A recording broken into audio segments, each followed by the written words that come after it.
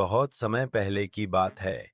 एक राज्य में एक दयालु और बुद्धिमान राजा राज करता था। उसके पास ढेरों सेवक और जानवर थे, लेकिन उसे सबसे ज्यादा प्रिय थे एक चालाक तोता और एक शरारती बंदर। तोता बहुत समझदार था। वह राजा को रोज सुबह ज्ञान की बातें सुनाता, अच्छे विचार देता और दरबार में होने वाली राजनीति पर नजर रखता। राजा उसकी बातें ध्यान से सुनता और कई बार उसके सुझाव मानकर निर्णय भी लेता। वहीं बंदर बिल्कुल उल्टा था। वह शरारती, चंचल और बेपरवाह था। कभी महल में इधर उधर कूदता, कभी चीजें गिरा देता।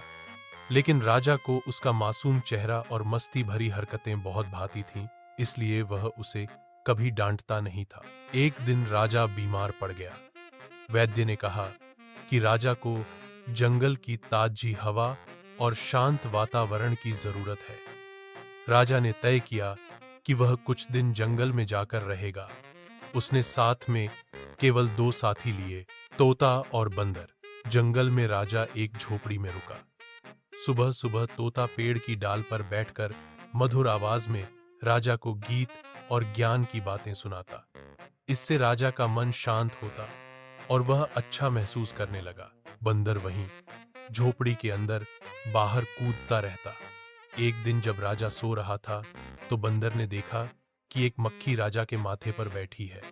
बंदर ने सोचा, मेरा राजा आराम कर रहा है, इस मक्खी को हटाना चाहिए। लेकिन उसकी समझदारी कम थी। बंदर झट से झोपड़ी के बाहर गया और एक बड़ा पत्थर उठा लाया। जैसे ही मक्खी दोबारा राजा के माथे पर बैठी, बंदर ने पूरे जोर से पत्थर दे मारा। मक्खी तो उड़ गई, लेकिन राजा का सिर फट गया और वह बेहोश हो गया। तोता ने तुरंत शोर मचाया, वैद्य को बुलाया और राजा की जान बचाई।